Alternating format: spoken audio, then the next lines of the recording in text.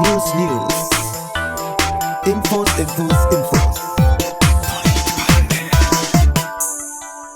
Neues aus dem Stadtrat. Hallo und herzlich willkommen zu einer neuen Folge Neues aus dem Stadtrat. Heute gibt es Neues von der Sitzung des Kulturausschusses, der Pinselfabrik, der öffentlichen Anhörung zum Opernhaus, zum Treffen zur Gründung eines Kulturrates und zu unserem Bandentisch. Am 13. Mai tagte der Kulturausschuss. Projektberichte des vergangenen Jahres wurden vorgestellt. Die Bilanz der Kultur-Aces wurde von verschiedenen Seiten sehr positiv beurteilt. Ernesto stellte den verantwortungsvollen Umgang mit den zur Verfügung gestellten Geldern heraus. Bemühungen, die Förderung des Kultur-Aces-Vereins dauerhaft einzurichten, also zu verstetigen, sehen erfolgsversprechend aus. Wie bereits im April berichtet, soll das Kulturreferat neu strukturiert werden. André Knabel übernimmt die neue organisatorische und betriebswirtschaftliche Gesamtleitung des Geschäftsbereichs Kultur. Wir freuen uns auf eine gute Zusammenarbeit mit ihm. Einige von euch werden es schon mitbekommen haben. Die Stadt plant, im Stadtteil Johannes die ehemalige Pinselfabrik abzureißen und auf dem Grundstück einen weiteren Hesperiden-Garten einzurichten. Allerdings gibt es bereits 3 solcher Gärten in der Stadt. In einem befinden wir uns gerade. Diese sind in keinster Art und Weise geeignet, die Anforderungen an die tatsächlich dringend benötigten Grünflächen zu erfüllen. Es hat sich eine Gruppe von KünstlerInnen zusammengeschlossen, die die Pinselfabrik stehen lassen und in ein Atelierhaus umwandeln will. Die Politbande unterstützt die Petition zum Erhalt der Pinselfabrik. Denn KünstlerInnen brauchen Raum, der bezahlbar und beständig ist. Das Gebäude böte 300 bis 400 Quadratmeter Nutzfläche, sodass mehr als ein Dutzend Kunstschaffende wertvolle Arbeitsräume finden könnten. Durch ihre gute Zugänglichkeit und ihren geschichtlichen Bezug zum kunstschaffenden Gewerbe im Stadtteil hat die Pinselfabrik nicht zuletzt das Potenzial, zu einem Begegnungsraum nicht nur für Kunstschaffende, sondern auch für die Menschen im Viertel zu werden. Ein Abriss würde außerdem bedeuten, dass die graue Energie, die in dem Gebäude steckt, vernichtet wird. Auch der alte Baumbestand wird geopfert oder stark gefährdet.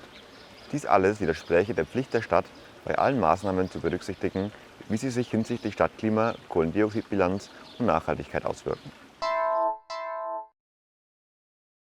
Am Montag, den 16. Mai, lud der Geschäftsbereich Kultur zu einer öffentlichen Anhörung zum Opernhaus. Die Veranstaltung fand live im Z-Bau statt und wurde parallel im Internet gestreamt. Zahlreiche Interessensgruppen aus der Stadtbevölkerung waren eingeladen, um ihre Standpunkte zu dem Interimsbau an der Kongresshalle zu äußern. Darunter Geschichte für alle, Baulust, Bund Deutscher Architekten, verschiedene Bürgervereine, die Politbande, Parteien, der Kreis Jugendring, der Intendant der Symphoniker und viele andere. Auch 8 Architekturbüros waren als Zuhörende anwesend. Damit eine gute Lösung gefunden werden kann, schlug Ernesto in der Diskussion vor, dass die verschiedenen maßgeblichen Aspekte gesammelt und verschiedene Szenarien analysiert werden. 4 wichtige Kriterien sollten beachtet werden.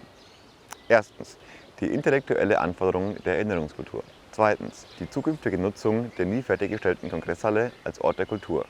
Drittens, der architektonische Umgang mit diesem prominenten Nazibau. Viertens, die Rahmenbedingungen eines solchen Großprojektes, für dessen Organisation und Logistik nicht mehr Geld verbraucht werden sollte als notwendig. Diese von uns geforderte Objektivierung und die Nachvollziehbarkeit einer zukünftigen Entscheidung wird von den meisten Beteiligten als wichtig anerkannt. Für die Politbande ist wichtig, dass der neue Kulturort für die gesamte Stadtbevölkerung zugänglich ist.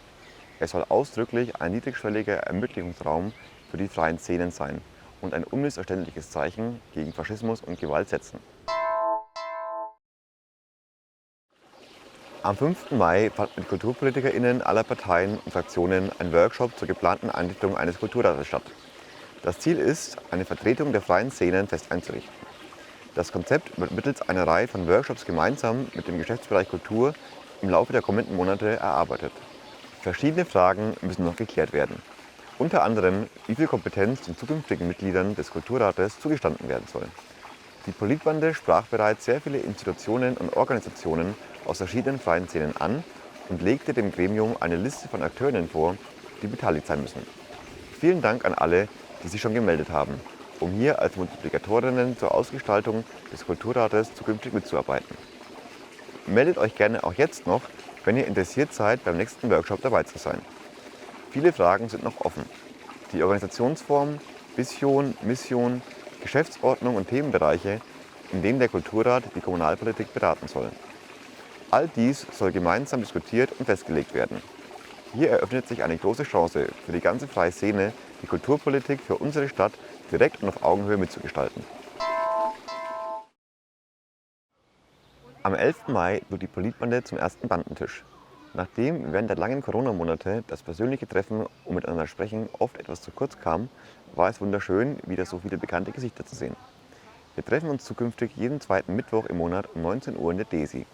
Kommt vorbei zum Kennenlernen, Diskutieren, Engagieren und Abhängen. Das nächste Mal treffen wir uns am 8. Juni. Bis dann. Das war die Mai-Ausgabe von Neues aus dem Stadtrat. Schön, dass ihr dabei wart. Justin von der Politbande. Infos, Infos, Infos. News, News, News. News, News, News. Infos, Infos, Infos. Politbande. News, News, News. Infos, Infos, Infos. Neues aus dem Stadtrat.